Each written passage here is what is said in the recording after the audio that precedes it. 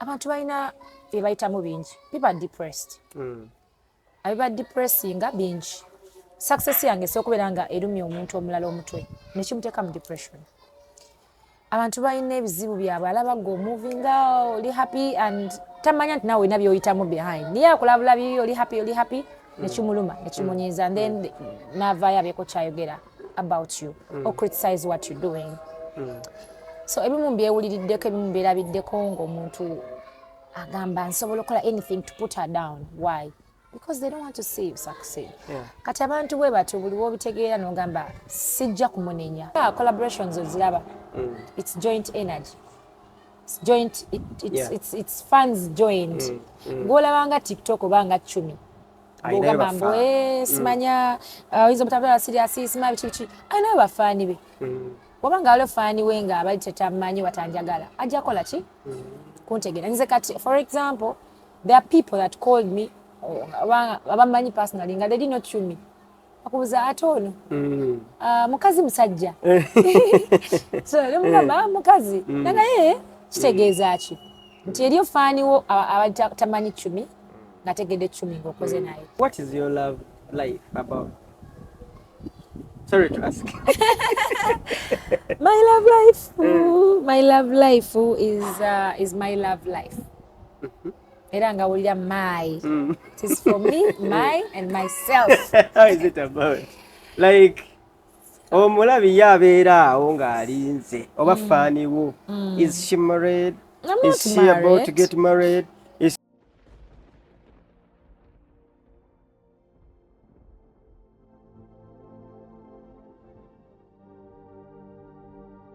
Ajat. Wanji. Salamu alaikum. Wa alaikum salam wa rahmatullahi wa barakatuh. Okantandikire wawe nkukulisa. Haji? Alhamdulillah ndi Musiramu. Okay. Kantandike nga nkukulisiza ddala ku 10 years of Spice Diana. Onansonyiwa okuzza emabega ne it has been a very, very big achievement. Yes. For the country ne brand Spice Diana. Yeah, thank you very much. Kulikirayo ddala. Twavaayo namwe mukulika eyo mwebale ku coveringa buli kimu. Twatambula ffenna ndoza olugendo kuva mu kulanga and all that. And kirungi okimbuza kubanga nange gwe mukisa gwenfunye. Abatulaba nga bali ku mukutu guno okubeebaza abasala abajja ne abampagirira ewaka mbeebaze kubanga kyatambula bulungi nnyo ne kigwa bulungi nnyo. We thank God for that. Alhamdulillah. Yeah. Nenkukulisayo ne mu America. Navaayo. Navaayo mu America. It was well. Yeah. Okay, awo wennyini we njagalira ddala otandika. Baatugamba mbunika mubadde munnika eyo. Era obwedda ntunuulira engalo nga njagala laba ku lugalo. Kubanga evaayo wano nedda wano. Nebyo nga nabiwulirako dda ndooza last year before even my concert. Ebyanika? Kinze mpulira buvidiyo butambula nnaku zino. Mpozi baabikomezaawo banga baasaze omugambo omulala. Nabirabyeko awo.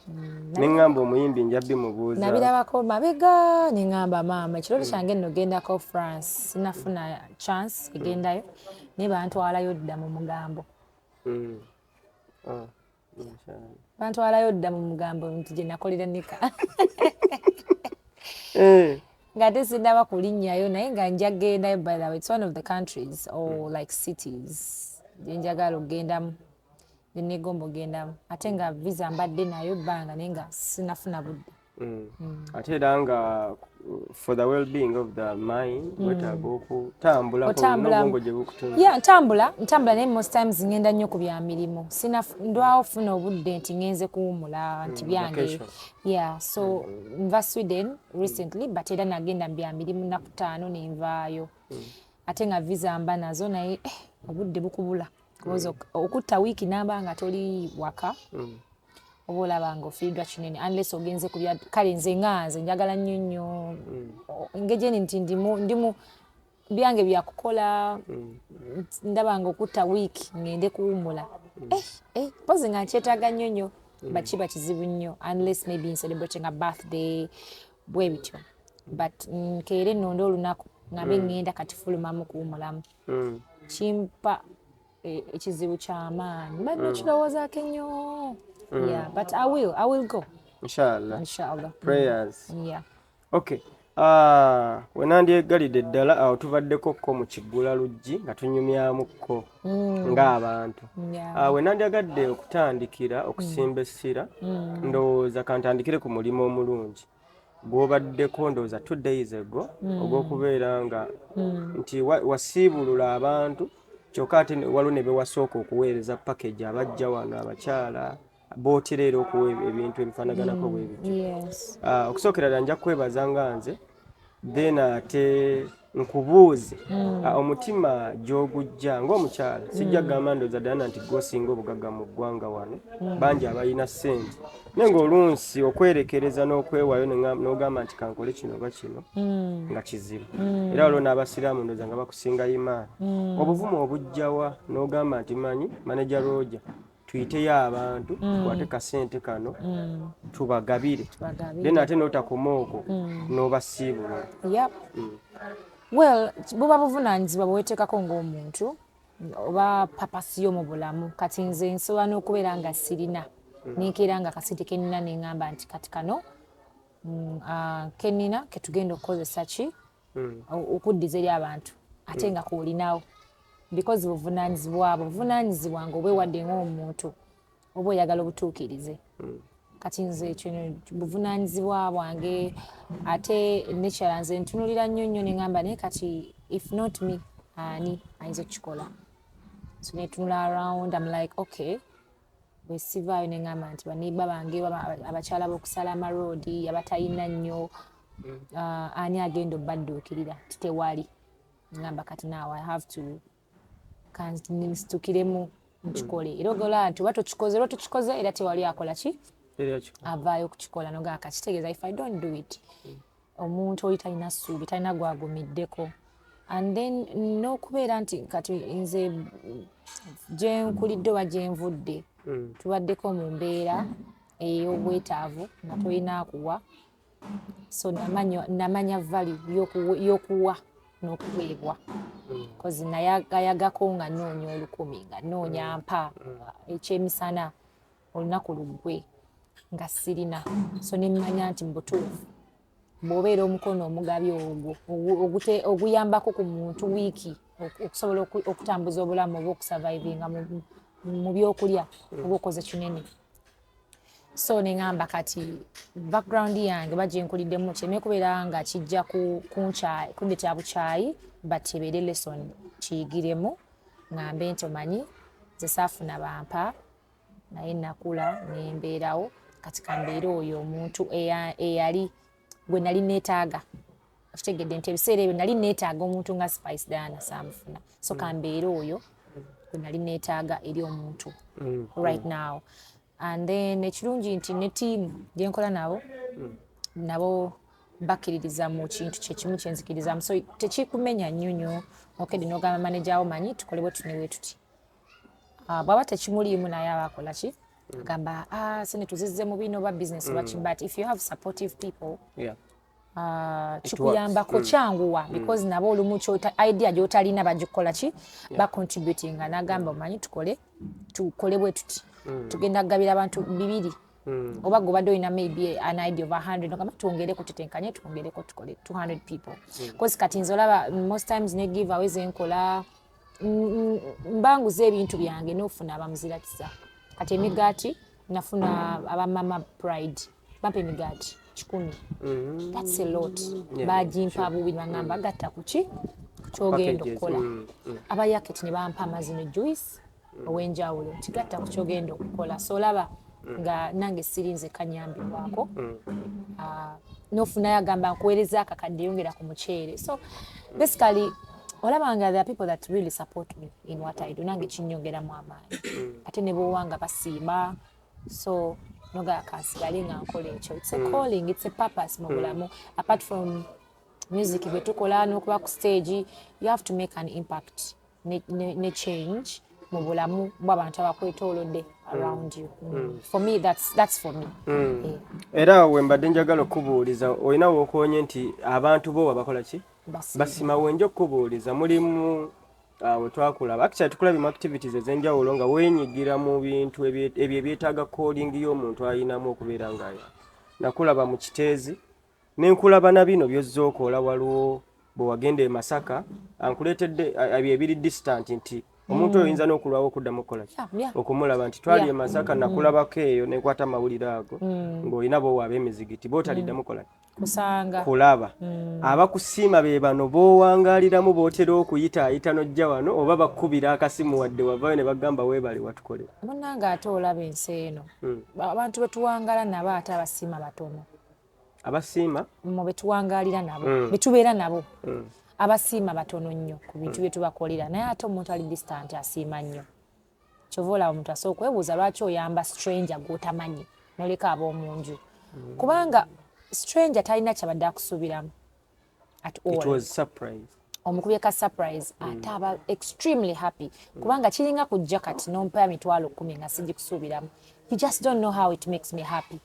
Naye buli wobeera n'abantu olina bye bakolera ne bakusuubiramu ate binene nnyo n'atabala n'ekitono ky'omukoledde n'atakibala n'agamba ampadde mutwalo gwokka oyo yandimpadde 10 why because bakulaba by'ofuna balaba ofuna nnyo ne beerabira nti ate mu byofuna ebingi ogabanyaamu ono n'afuna oli n'omuwa n'oli n'omuwa n'oli okitegeera ye ayagala omuwe kinene naye ate oli gw'otamanyi kubanga tomuyinaako buvunaanyizibwa kyonna ky'omuwadde akola kyasiima kati nze era nga bw'ogambye abantu abamu togenda kuddamu nabasanga naye ku mutima gwe gy'ali era mbaseetaaga nakuddamu kukusanga nze kasitamba nga nkusanyusizza ng'oli happy mutima gwe oli contented you don't have to pay me katonda ali nsasula ate naawe okuba nti oli happy onsasudde kubanga kikusanyudde olumu bino ebintu bikola kubanga bisanyusa mitima gyaffe nze nyinza oba nkoledde ekintu nga saagala onsasule saagala ompe kubanga sikusuubira kumpa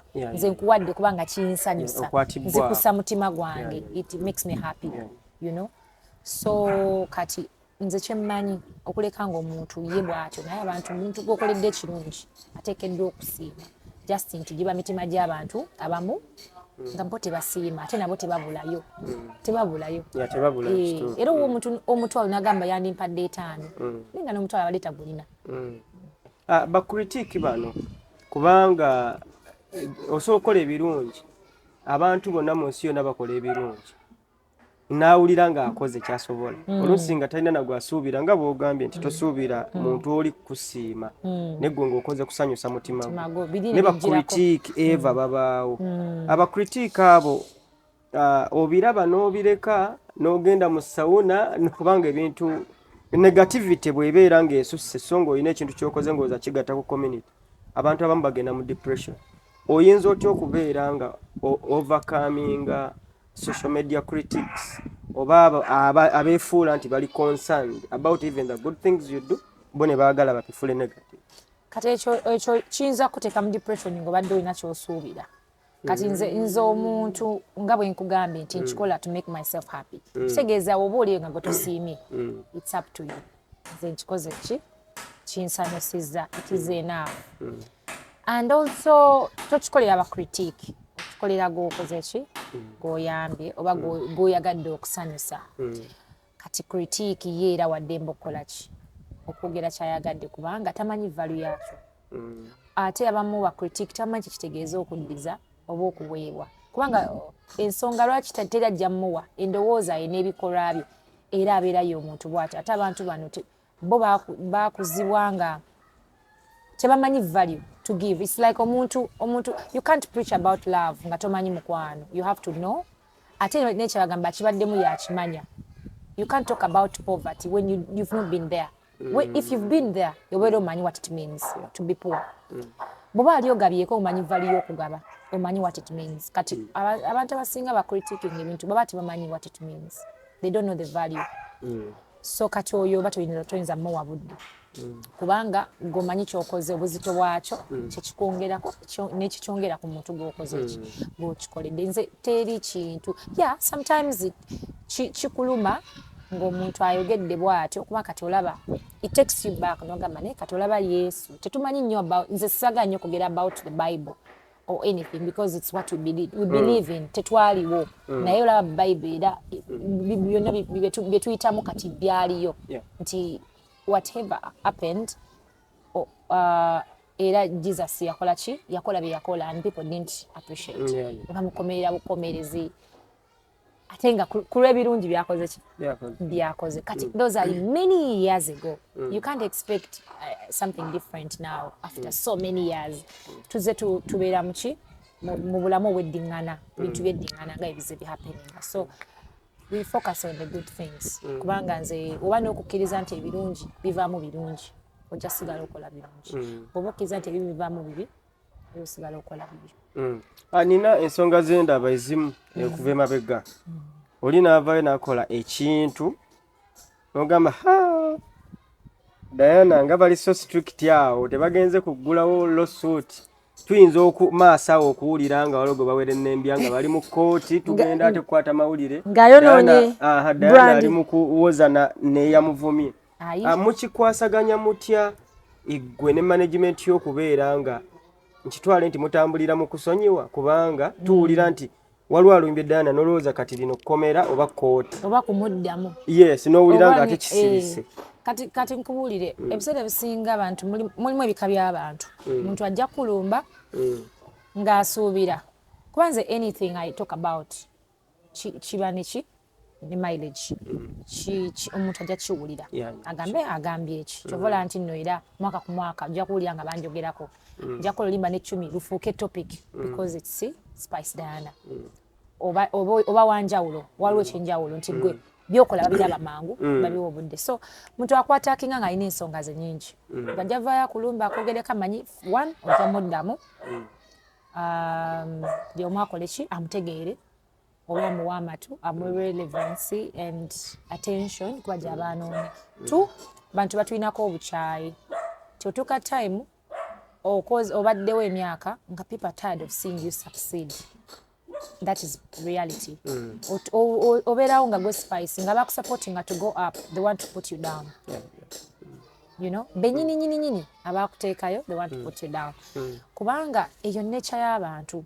At one point abantu bane bakwagala okome.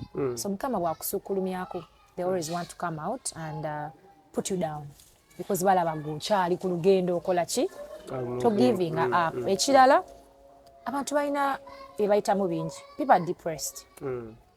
Abiba depressinga bingi. Success yange sokubeera nga erumya omuntu omulala omutwe nekimuteeka mu depression. Abantu balina ebizibu byabwe alaba go moving oli happy and tamanya nti nawe nabyo oyitamu behind. Niye akulabula byo oli happy nekimuluma nekimunyiza and then navaayo abeeko kyayogera about you or criticize what you're doing. So ebimu byewuliriddeko ebimu byerabiddeko ng'omuntu agamba nsobola okukola anything to put her down. Why? Because they don't want to see you succeed. Kati abantu bwe batyo buli w'obitegeera n'ogamba sijja kumunenya newe nandibadde nze nandibadde nyiiga nenyigira nti newe nandibadde nze muntu oyo nga Spice ye Spice kubanga ensalwa y'abuntu kubanga exactly era omuntu yenna asaba nnyo olime kuba nansaalwa kuba nsalwa mbi nnyo. So kati ate abantu abamu balina ku drugs. Bantu balina ebintu kugamba omuntu akeera ku makya nayogera ekintu out of the blue nayogera nga mutuufu kyayogedde olaba naawe tekisoboka naye n'ogamba gwamanyi obulamu n'abantu bebayitamu n'ogamba kati olutali yekka. You know, because for example omuntu bw'avaayo n'agamba ti Spice nze many times mbeera nnyo neŋŋamba emyaka gyange 10 sigigeraganya ku myaka 2 gy'omuntu kubanga there's a total difference. So bwenvaayo neŋŋamba right now nti nsinga Juliana omuntu ategera ajja kugamba nti oyo Spice alabika anywedde ki aliko ekikya kali ku buwunga. So kati ebyo byonna nze ng'omuntu ali soba oba olina obisuubira ate obitegeere mu kubisuubira bitegeere obirabe n'omuntu akyogedde okole ki omu-understanding ogambe bambi kamuleke kati. So that's why nti nze ebintu bya social media sibitwala nnyo nti bya ddala kubanga abantu bayita mu bintu bingi nnyo n'ebibayitira okwogera ebigambo ebimu on social media kubanga when they go back to reality it hits different. you know kozi osoka ne webuuza kale njogedde kino ku spice but bodda yewaka naawe omanyi spice omulabe gyavudde ne waali kati are you any better than her? Is reality the same as what you went like what you went with on social media or what you like social media or what you said kugamba oddayo no reflecting back oba oyogera lwa bintu biri byenkugambye wammanga lwaki abantu bakola ki batogerera ebibi so nze ndi muntu nnyo ategeera era studying embeera kubanga ndi sober I have a sober mind kati mba ntegeera nenga sijja kwatakinga muntu ono sijja kumunyagira kati kyo kiri kyoŋŋambye nti tutambulira mu kusonyiwa nti sina kusonyiwa okiraba n'okola ki nokivaako kubanga leero omuntu ajja kujja kuvume ekyakusanga atakusekere like confusion so you leave it you saw my saga yambite sijja kugaana kumwogerera oba kukyogerako nti adde naakogerera birala when you meet in person nga kirala bwadde mabega nga alina ekivulu nga akubira oba nga akubira manejawo njagala kunyimbira wano sente meka kyokka nga zeri naakola ki akuvuluga kugamba you let go nobeera focused ku byolina okukola kubanga that's life Dana oli omu ku bantu actually kangambe nti a lot of people underrate your talent for some good time they underrate you but you keep moving nkulabye nga okuviira ddala ku kayimba akasookera ddala Dr. Fizo walwaka nze akwagala okuviira ddala otunira Diana owanze akwagala nojja paka ku Siri Regular oba ku luyimba luno olupya oluli okagobako olaba nti there is a lot of change olaba nti omuntu oyo akuze wali omulaba nga muwala muto n'eddoboozi nga tto n'akula n'akyuka but a lot of people keep underrating waliwo n'abeera nga yakatandika otegeera music ne wabeerawo n'oyo azze nga abiraba n'agamba sijja kikkiriza yes she is good ne sijja kola ki omuntu asinga okubeera underrated mu nsi yonna a lot of people bagenda mu depression era ngenda kikuzaayo wali ku depression bit abasinga akwitinga nagamba leka nve mu kuyimba kanve mu business eno sisiimiddwa abala ne yeeshaawa era namaliza nga ali depressed oba na resortinga ku kintu ekiri very very dangerous abasinga akola ku interview ng'avuma yes I've not seen you coming out to prove how talented you are era wenje okuddira era still do you see it as a management oba gwe ng'omuntu ne weerivisinga n'ogamba wano nze akwagala we nnali wano kati wendi okikola otya okusobola okubeera nga weebuulirira gwe ng'omuntu ekirungi ekyogedde bulungi nnyo n'ogamba ondabyeko I'm glad nti ombuuzizza out of experience kyolabye spice yatandikira mu nze akwagala ewa Fizo ebiseera ebisinga abantu baagala nnyo okwefuula kye batali seefuddeko kye siri mu bulamu bw'ensi eno oba my career and that it has made my life so peaceful and smooth byemba tolinga nabyo eby'omunda is part of life everybody has their own challenges and battles but publicly my life has been an open book nti sirina kintu kye nali nfeekinzeeko from the way I sing from what I don't know and what I know nze kyemmanyi kyesimanyi sikola ki sikimanyi nkulidde mu mikono gy'abantu nga bandaba from nze akwagala nsaanuula until someone will say spice tasobola live biki live band ate nga twakula mwe twajjira ebiseera bye twajjiramu nga live band tukitegeerirako ddala buli generation n'ebyayo there was a time band music was the thing etuuka time nga bya band bikoze eki nga tekikyali nnyo ku trend ng'era ojja kwesanga nga band bajja kugula nga spice nga gwe ku posta gwe munene ogenda kuyimba CD nga gwe gwe bawerekedde abagenda oyimba ki live band bajje bayimbe live band but everybody is waiting for you agenda okuyimba CD nga gwe mutwe munene gwe main artist and all that so eyo nebanga yeki gwe mulembe ogwo ye regime ye generation but I'm never comfortable like okubeera mu comfort zone ngamba nti ndi wano and that's all I know kyemmanyi no I'll go and learn. I'll go and do something college chiyige sina kintu kyengamba nti kizibu mu bulamu manyi buli kimu kisoboka you practicing you learn better so nenkola live band nze I think simanyi bivulu byenkoze bya live band bwe sibibala mu shows mu Uganda pitirivu nnyo nesituka ne bandi yange ne batusasula sente nungi nnyo n'okuba abantu endongo and everybody is contented so taking you back to your question nti lwaki nze sisobola kubeera depressed oba lwaki sikitwala serious because I'm underrated and everything nze manyi benyimbira your fans my fans benyimbira banjagalanga bwendi buli omu alina kyanjagalako kyebandabamu oyinza n'obutakinyonnyola omuntu ayinza obutakinyonnyola osoma obuuza lwaki oyagala spice nga n'ensonga takola ki tagirina kiri wakati we n'omutima gwe nkoledde emyaka nga ndi muyimbi I've achieved so much as a muyimbi mu byennyimba kati there's so much is more than ono ajja okugamba mbu no simanyi ajja okuzalawa okuzja ku mulamu ate tayinza kunzija ku mulamu kubanga guess what the love is too much like love ekola ebika bali aba for example there's no way you would focus on a 2% of negativity ng'oyina 98 of love are you okay I think nobira oba tobiraba kubanga nze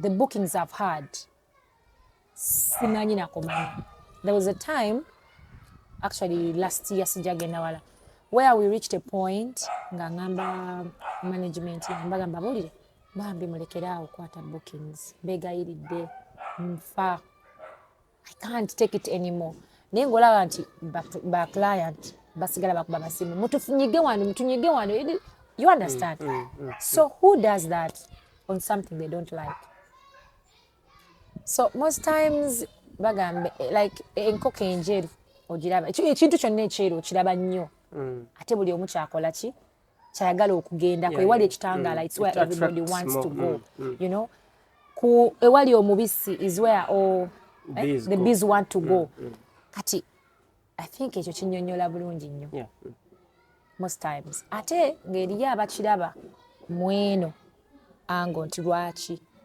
oyo so tukikoze tutya nze there's nothing someone can use to fight me or against me apart from creating something against me I mean tekiriiwo you have to create it bw'oba ogamba you underrating someone nga bafaani bo tebakiraba that is something in your head kiba mu bwongo bwo gwe nga gwe omuntu omu avuddeyo n'akola ki n'akyogera nze like I'll take you back on Instagram I've been the most followed for years on TikTok bo baza abayimbi like established artists I'm the most followed bodda ku endorsements and everything and people abantu tebakola nsobi ate abangi tebakola nsobi so nyinza obutakinyonnyola nnyo but kyemmanyi byenkugambye you can sum it up olabe nti kakitegeeza underrating nga yalina ki a problem because you're a small group of people ate kati nze I always tell people obulamu tebukoma ku social media kizibu nnyo there is life after social there is life behind social media or after kuba kati abantu bagala nnyo twala social media nti yebeeyogedde waliyo omuntu jjukira social media obuzibu bweyina nja kwata ssente ngamba omwana ayogera bwoti ngambe critique yogera bwoti ate ekyo tekiri mu reality okitegeera kizibu nnyo okutegeka ekivulo ekayunga n'ogenda ddo tuddo ng'ogamba omuntu togenda yogera bwoti toyagala spice it is different omuntu abakwagala from the heart ate tobamanyi bonna tosaba bamalayo but social media it's easy to manage osobola okukwata abantu 10 newaga mwena mwogere ki kintu kyekimu kati nze kyovola abantu social media ngikozesa nesigitwala ki But serious. Nti olaba social media kyekyo omuntu azuukuka n'agenda nga talina rent n'akwata sente tinizayina n'agula engoye n'akola enviiri n'agenda mu restaurant n'akuba ekifaananyi n'akipostinga n'alaga obulamu obulungi bw'alimu n'addayo bamubanja rent talina kyakulya waka naye ng'aguze essowaani y'emmere ya mitwalo 10 mu restaurant. So nkukubira ekifaananyi he's painting a fake life yet in the actual senses kirala reality kirala kati reality beba fans betuyimbira beba promoter batugula nakutwala nakutimba eno nakutimba eri nakutimba eri ze views olaba ku YouTube sure ze sente zitusasulwa n'olaba achievements z'omuyimbi Spice yatandikira bwati kawusaanula n'akola meka n'akola kali and right now Spice asobodde okuvaamu omuntu that is the reality. Kati social media nze nkeera nkugambye ne mugamba omanyi funi abantu 10 mbawaye emitwalo 10 bagambe wadde kiribbi and then everybody will kubanga abantu bo kyebalaba kyebakola tekijjeewo reality.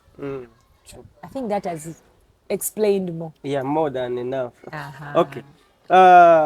Diana nkulaba nga you're so much attached ku charity. Nakulaba there is a video that surfaced on the social media omwana eyali omulema nga ayogera. I think it melted a lot of people's hearts. It did. Eyajja ku stage omabana be waleeta. It did so much. Ndowooza ku lunaku olwo kyagezaako okutujjirayo nti Diana baba ayogera ku foundation n'abaana balabirira be bano akavidiyo ako akaatambula ennyo. Inspiration yeeyo ogijjawa kubanga gwe okukeera n'owa abakyala abatalina kyakulya n'obayita abamu bayisa olubanga balina naye nga beetaaga okwongerako n'oyita abantu n'obaliisa ffe n'otuyitawo ne tulya ne tusiibulukuka bangi ebyo byo watuwadde explanation nti wakula tobiraba gwe ng'omuntu era wakula olaakinga onoonyakuwa nga tokola ki kyekikozesa ebyo kino ekinoonya abaana n'onoonya abaana abo abazaalibwa nga balina special disabilities ogijjawo inspiration. Kati olaba ekintu ekyo tekigenda nnyo away from the heart. Like nga bingambye nti byonna guba mutima like era okugaba tebuba bugagga. It's the heart, it's the soul. Kino nga kikubadde muze. I was going through my social media nina page yange gye bayita foundation ya Choir Foundation. So I was scrolling nendaba nga nagulawo foundation eyo ba page yange in 2016. 2016 was 2 years after my breakthrough of my career. Kati ningamba era nentulia captions nakolanga ningamba because I wanted to like take myself back ngambe naye katurachi things are like the way they are. Era ningamba okay kumbe nalinga ku baana baba neighbor olumu ndabo like nsobola okuva gye nvudde by then nali university nenva campus nengula ebintu nengena mu supermarket nengula ebyokulya nembireeta ku neighborhood awo bwana buno bubeera butudde awo bwenjala buluma n'otuula awo n'obwana n'obugabira emmere.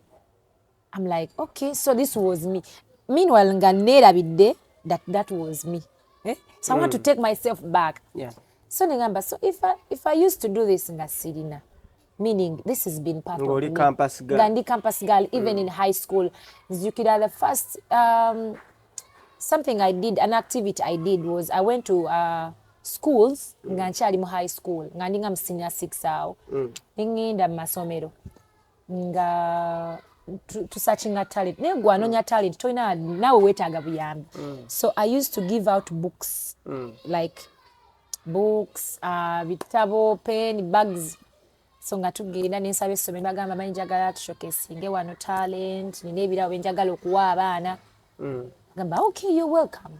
So nenzija with my small team we used to do these things. That is way back before everything, before the fame.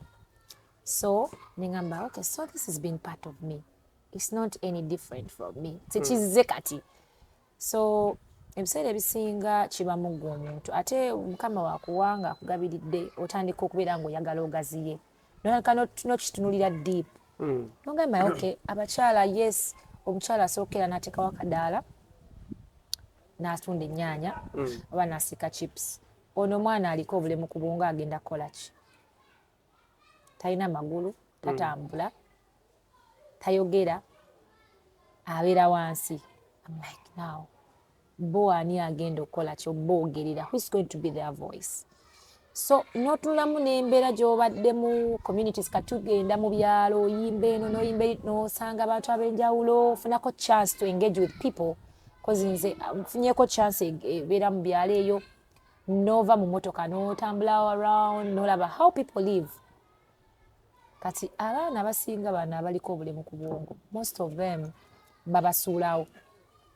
n'osanga omwana ng'alina environment gy'alimu noga you feel sorry my heart is that weak you feel sorry nogamba omwana alina omuzadde oba talina when you ask around bajja kugamba mama we yamusuulawo and these cases are so many in our country abazadde abasinga abaana bano balabanga cases abamu babasaddaaka nobasaddaaka bali special babazaliwa with special disability yes ate omwana ono tayogera tajja kugamba kintu kyonna so when I try to engage with these kids nobeerako nabo n'omutunuulira for a moment you'll find yourself bonding with them n'otunuulira omwana ono when you smile n'asmilinga tayogera tategeera bulungi n'oseka n'aseka n'ogezaako communicatinga nga naye olaba alina kyakola ki kya communicatinga kitegeeza ki ategeera nga bw'otegeera ayinza oba not at the same level just nti Mungu yamuwa bukendeevu kubwe by'osobola okukola so ningamba ekitegeeza bano abaana if you show them love bakifiiringa bakuddiza omukwano so the more we nagendanga nnyo mu kubakyalira mu kugaba and all these things you get connected n'obategeera so nga bw'ozinaaba n'oyimba they dance along they try to sing along meaning oyo mwana naye adeservinga omukwano shelter love and everything ng'omwana ajjudde bwe yandikoze ki bwe yandibadde kubanga ye teyasalawo okuzaalibwa bw'atyo so that's how it started and then I'm like I think I have to focus more on these kids I be the voice gezeeko boogerera to kill the stigma oba enzikiriza eyo eriwo nti abaana bano kikolimo abaana bano baswaza buli muzadde alina omwana ono ati akyembracing amanye nti ono omwana amulabe ng'omwana and there is a reason lwaki Katonda amukoze ki amukuwadde nga bw'ali mukitegeera so neneenyigiramu nnyo and then n'obatunuulira how you connect n'obalaga omukwano ne bagukuddiza era wobasanga kati abaana abasinga the communities have been to bw'obajjayo eri gye babadde bali n'obaleetanga kati eno mu center empigi oh my god they are different people because at least I have clips videos biki omwana ng'akyali eri because there's a boy gwe baalinga basibira mu nnyumba n'embuzi for all his life rejection yeeyo kakati omwana oyo ng'abeera eyo n'okutya abantu abatya akabanga embuzi ali abbiwa embuzi okay so when that boy yatwalibwa eyo empigi you can't believe it's the same boy that was picked from there he can sing he can dance he can laugh and smile naye nga before you would just see something nga kiri awo ng'alinga an animal kitegeeza but with time nolabanga with time n'afuuka omuntu because of how you treat them meaning nabo baki bantu you know many of them like the stories and the videos the befores you would see different people and then now they are different era obabuuza nobagamba tuddeyo eri tayogera remember tayagala naye akulaga nti tayagala agamba yava mu mbeera ekyasinza okubeera. Kitegeeza omuntu ategeera abamanyi walina okubeera amanyi what's good for them. Atategeera batamanyi kakitegeeza ono omwana aba akola kyategeera just yeetaga budde yeetaga mukwano nakufiibwako. So I was like, let me focus more on these kids. Yeah, because there's nobody that is going to be there for them. Abantu abasinga n'okuba ennyala baba ennyala. Okay.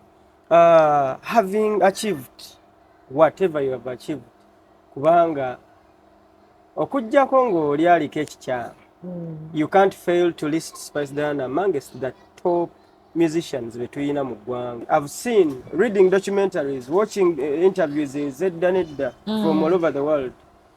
Tulabye nga omuyimbi abadde managed by abadde akwasaganyizibwa management oba record label. Time reaches nawulira nga ayagala kuyimirira yekka oba kukyusaamu. Have you ever woken up after all I've explained that you've achieved? Noyimira n'ogamba I would like to stop being managed by this management, oba team ene badde nkwasaganya erina wentuusizza kantandika olugendo luno either alone or with another team? There's no journey gy'oyinza tambula wekka. Teriiyo. Whatever obulamu gye bunaakutwala, you have to have people around you. You can't do things alone. Tosobola kukola bintu nga gwe ne weemalirira. No way. Buli stage y'obulamu ate even yeetaaga more. Gy'okwo mugenda even more, you need more people. You need a bigger team always. So there's no way you would say mbu osobola okugenda n'otambula wekka, okole wekka, ostandinge wekka. No, I don't see myself doing that. I'm not that selfish. At least I believe you need people around you. Kubanga it's like kugamba nti no nze nsobola okwemanaginga, nsobola okukola ki, nsobola okwetaayo music, nsobola okwekolera kino, nsobola okwekutungira engoye, nsobola yes nja kuyimba netungira engoye nekubira ebyuma nekubira ennyimba newandiikira no, you know. It's so hard. Omulimu gw'olina okwewa omulimu n'emirimu emirala ne bakola ki, ne bagikola. Lwe lugendo lunyuma otambula. So that you have a whole team and amaanyi agawamu makes things easy to like okutambula. Yeah. Okay, to enlighten more, that question, it arises from the rumors ezaaliwo ezaali zitambula. Sometimes waliwo engombe egamba nti there is no smoke without fire. Yeah. Nga tosobola lengera wali mukka ebyaddala nga tewali muliro. Abantu, I don't know, but rumors ezaali ziyitingana Spice Diana, definitely management ye era bajja tunuulira manager Roger nti omuntu ayinza okubeera nga amanyi olugendo lwa Diana asobola okubeera wabanga akwagaliza ayinza okubeera worried, atakwagaliza ayinza okipika. Kati we ngambira nti igwe ng'omuntu wali obaddeko awo wadde ng'era osobola otambula ne ttiimu ey'abantu abayinza okutambulira naawe nga bakwasaganyizaako wano na wano. Wali obaddeko awo n'ekirowoozo n'ogamba nti I think it is up for manager Roger oba for the source management to move with another team wadde ng'era oba tutambudde wekka. Ebintu ebimu tosobola bimanya bya Katonda. Gye nasookera si gyendi. Nasooka ne managers bangi bempoze nabo siri nabo kati. So I don't know what tomorrow brings. I don't know if I'll have another manager tomorrow or a different team. Bina tobimanya, but at the end of the day teri agala kwawukana n'abantu. Twagala tubeere n'abantu mubamu always. Kubanga muba mwetegeera. Musonga bye mukoze biri ki productive. Kitegeera, but ebintu by'obulamu tokola ki toyinza kumanya. But with Roger it's different. Kubanga ye Roger tukoze ebbanga ddene and is my friend, he's been my friend. So without music or with music abajja chali wange mukwano gwange era waali. So I don't know what life can offer or is going to bring tomorrow. But one thing I know tujasigala nga tukola ki nga tukwatagana. So for now sola kwogera ku kintu kitaliiwo. We are working right now. Era sisabirira mbwe twawukane biki era omuntu akyogera abatamanyi what is happening oba ye abata kyeyandyagadde kubanga era most times gobeera ne ttiimu yo mukolagana naye nga abantu bangi tebagala mukole ki mukole so at the end of the day fena tukola ki ngenda maaso kuba bulungi. If you're working with a team nga mukola bulungi nnyo definitely things you want to continue chi moving but you don't know what God has for you regardless ekyenjawulo nti tukolagana bulungi now things are moving simanyi what comes tomorrow yeah okay as nga natera okumaliriza waliwo oluyimba olutambula oluyimba lwo ne 10 naye era nakulabako era emabega waliwo omuwala wadde nga bamu bagamba sister Olia bamuyita Lia Ote gwe wa collaboration oluyimba lwe yagamba nti oluyimba lwe mwakola gwe naye it was her first song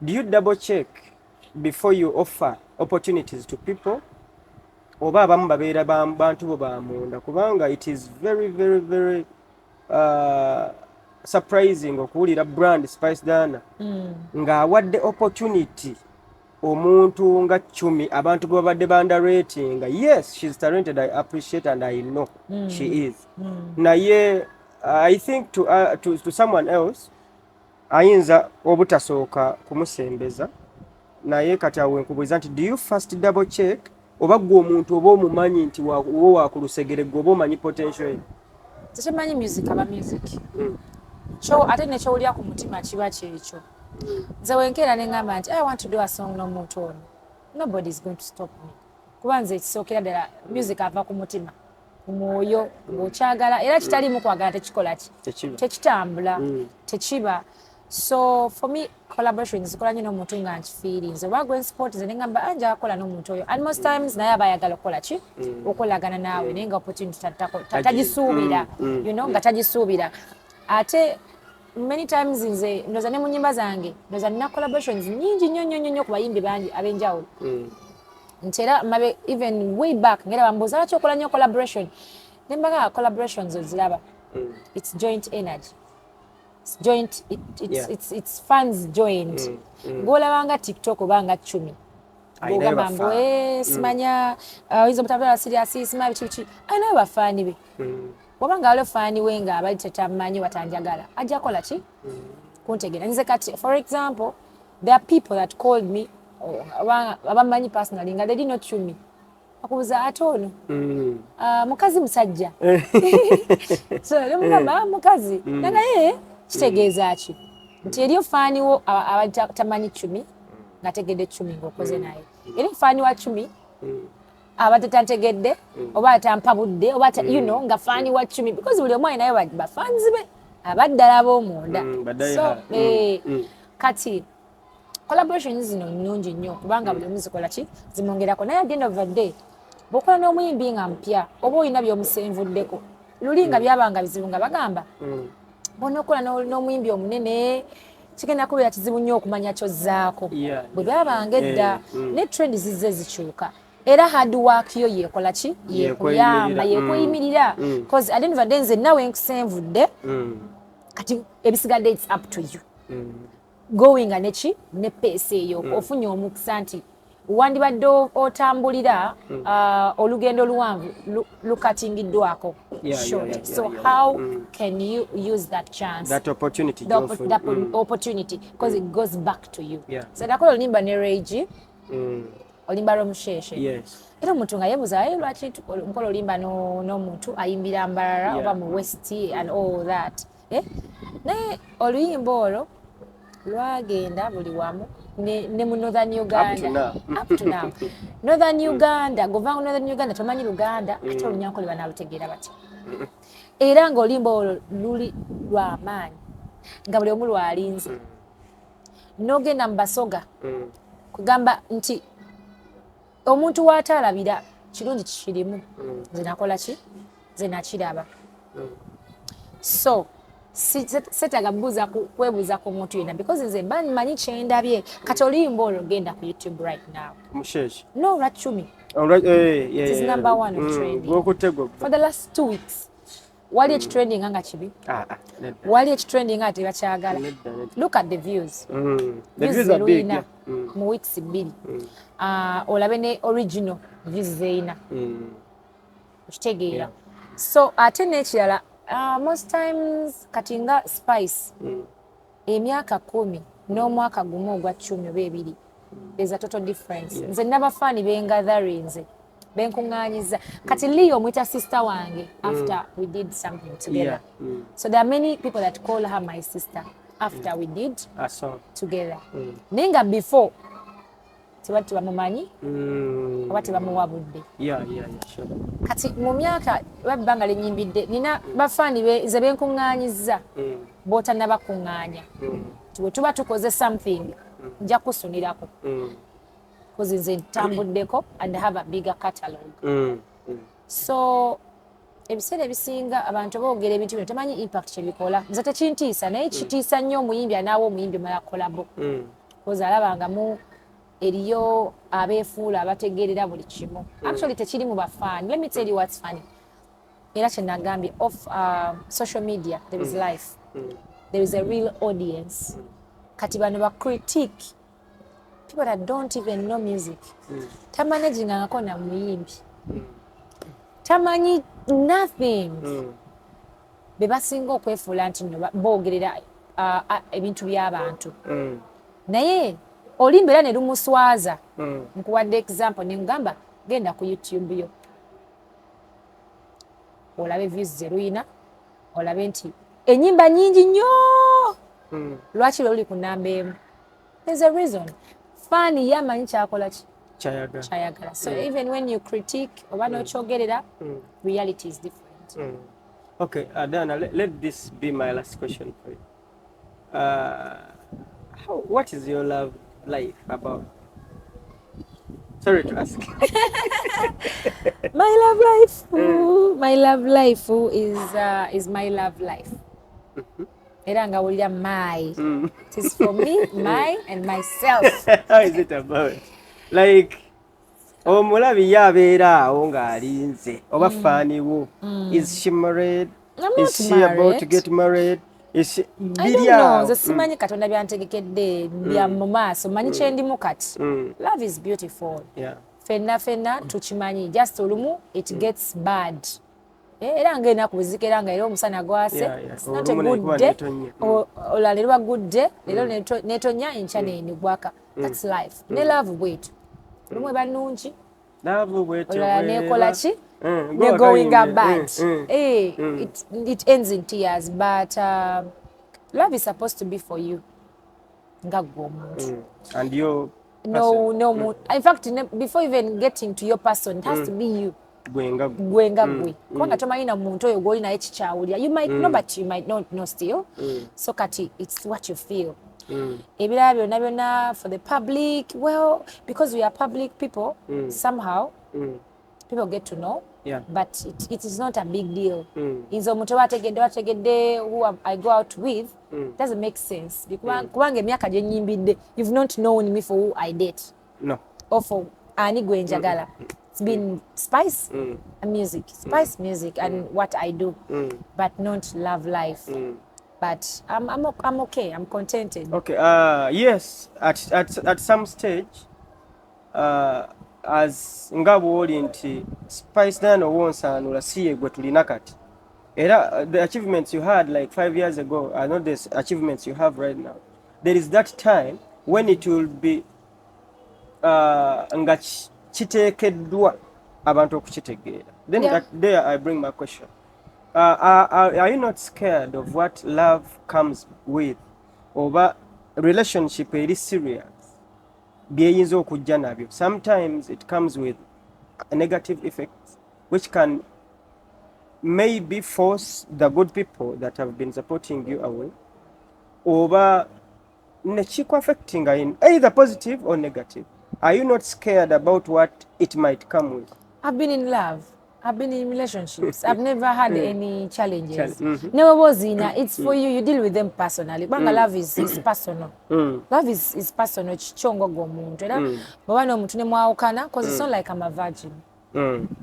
So, but the relationships, nezi working out, ebirala ne failing, and nsigala ndi nomo. Settled there. Kote chinzija ko kubanti nze spice Diana. So, how can being in love affect anybody? Is okuba mu love. How can it affect you? Now ina mchala wo? n'abaana bo kati nze ki affecting akitya. I'm happy for you because that's life. The fact that wooli waliyo maama wo olina taata wo singa tolina mama ne taata wandibadde toli waneeno. So ekyo kya bulamu kya buntu tukiteesanako nti bane nze okubeera n'omuntu kigenda ku affect. I mean gwe gyo nze boyina does it affect me? No. It doesn't. Okay. Gwe oli brand. I'm not a brand as you are. You are a public figure oli muyimbi. For example, kyenkugambye nti love erina byejja nabyo. For example, esobola okujja n'obufumbo, esobola okujja n'okuzaala, ebintu bingi. Oba ne responsibilities ez'okubeera nti however much nti oli star, you're a celebrity, you're an icon in Uganda. Naye waliwo akatime obeera nga love ekoverwhelmings ng'owulira wadde ng'olina ssente esobola okuteekawo omuntu akamulira omwami akatunda. Waliwo laavu weekusukkako ng'owulira leero omwami oyagala nnyo gwe kookamudde. Ng'okakamula ng'ogenda okola ebirala. Then awo wennyini. Ngenda kuwa example. We had sijja kutunuulira muyimbi oba atali muyimbi. Ngenda tunuulira abantu Allah be yatonda n'ebitone eby'enjawulo. Waliwo omukyala baali bamuyita Enzikuru Dokas. Yaddukanga emisinde wano era emidaala gye yatuwangulira gye giri gikyaliyo ne kati. Yalina amaanyi mangi nnyo. Enzikuru twali tusomanga tumanyi Enzikuru Dokas nga tunamanya Bakiplotiki Bakipulimo baani. Enzikuru yali muwala nenga w'amaanyi. Nja kumukwata ye wadde nti wa Olympics mu relating ku Diana nze gwe mmanyi owa energy ayimirira ku stage n'akuba live band. Gwe ba underrating ati tali sobola yimba live nenga saawa zino ate live band gyayina ewaka ate abayimbi bwe bajja ne bakolera rehearsals. I'm not undermining them, but that is the Diana I know. Nti nja kwata Enzikuru oli mu relating ku Diana. Kati nkukwatira Enzikuru ng'afunye olubuto n'azaala omwana nga she is normal. Kale kaŋŋambe nti Enzikuru yayingira obufumbo n'agendera ddala. N'abanga tetukyamuwulira takyasobola tuwangulira dde omudaali ogumu. Newomuteekawo adduke takyasobola kola ki kukikola. Nti singa time ejja Allah n'agera no becoming serious oba relationship ne overtaking tunasobola okusigaza ddala no wa energy ku stage akuba ebyuma ne bajula abaana bikubo byabi. Cindy akazaala abaana bameka? Cindy, that's a good. Don't you still enjoy her performance when she steps on stage? You know, Mama Irene Namatov, she still does her music. I never n'abakulu ddala actually kati amaze n'okusoma. You know, omuyimbi naye muntu. Oba kale omuntu yenna alina talent, oba omuntu yenna ali mu art. Oba wa sports. Aba muntu naye. Ate there's life after that. There's life after music. There's life after sports. Kati Enzikuru twamuwuliranga era nga bw'ogambye nnyo yali w'amaanyi. So kati right now waisawo emyaka emeka, do you think she would still be doing the same thing? Era kati yandibadde waliyo abapya bazze, people that are doing what she used to do. You know, because you can't shine forever. You know, as wadde mbadde spicy nkoze byenkoze, I've done good things. This time nga nja kubeera nga people want to see a new face. Ng'abantu baagala, you let nange kennyini nkyagala other people to shine. When I've had my time, I've used it well. Bagamba nazino bulungi ava mu ddiiro. You know, anyuka. You can't be dancing, you get tired. And n'ekitandibadde ekyo ne reality kicks in because Katonda naye nabwe akikola. Tosobola kukola buli kimu kina time nti waliwo time y'okuyimba n'oyimba and then time nejja. Olina okukola ku birala. Obanga Mukama aleese ebirala. Ate kati ekyokuzaala it's nature. It's nature. Nature ya butonde ate buli mukazi yenna ateekeddwa okuzaala oba ayagala azaale Katonda aba ayagadde. You know, everybody would want to. Just sometimes be turning out bad osinzira ku decisions affe ze tukola. So for people abantu oyinza okuba nga ofunye partner natakusupportinga oba nebitaggwa bulungi nakuyisa si bulungi no going into depression, but if you have a supportive partner oba nayo kennyini nga decisions zokola nnungi, you can still be a mother. Look at Chosen Becky. You can be a mother. No, you are one still do. That is nga gwe kyoyagadde. And then there are people who wait femu nebangeka nazaalayo abaana. So kyonna kyekiri it's fine because teeberezaamu omuntu ono after this talent at 40 what is she going to do?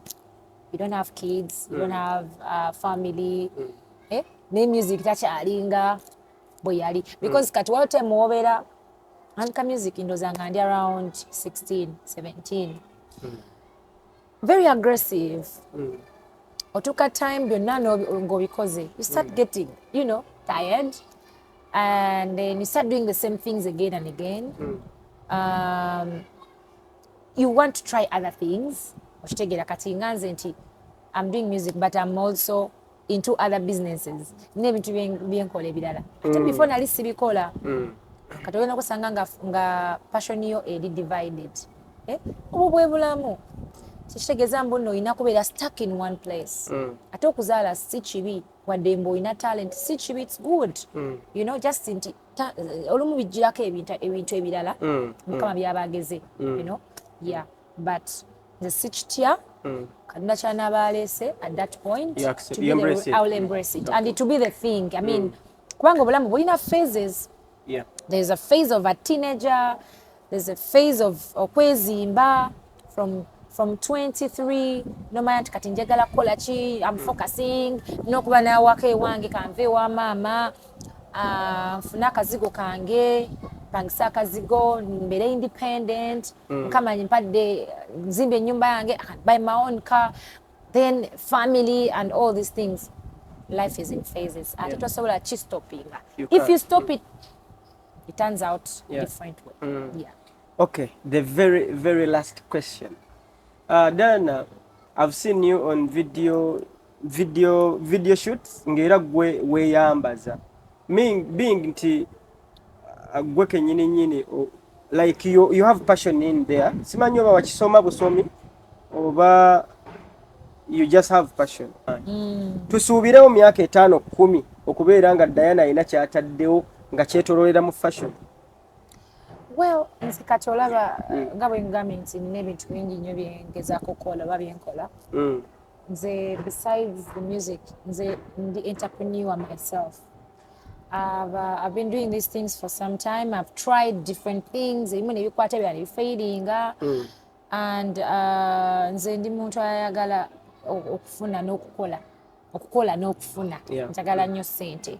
That's why buli kyenkola ngezaako kiteekamu amaanyi n'okwagala. So anything that brings money, I can try it. So just nze ekyo kyannemesezza wano okukola ekintu ng'ekyo mu Uganda is tetulina bwannannyini ku bintu. Copyright and all those things. Nti njakeera nkola ekintu property ownership okisange wansi.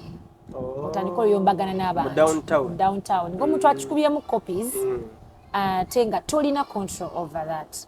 I've tried it, I've done my own things nga bu t-shirt wa bu tops nakola bu tops buno bwaliko 10th Jan Serena naye munange n'obukola efyu abantu babugula ng'omuntu akubira n'agamba kammeka n'oka tokikoze kitunda but people love it n'obuseeringa out n'obusanga buli eyo wali ababwambadde wali bagaya abalina bakola t-shirts kuliko ebifaananyi by'abayimbi ab'enjawulo. I'm sure you found them mostly mu byalo.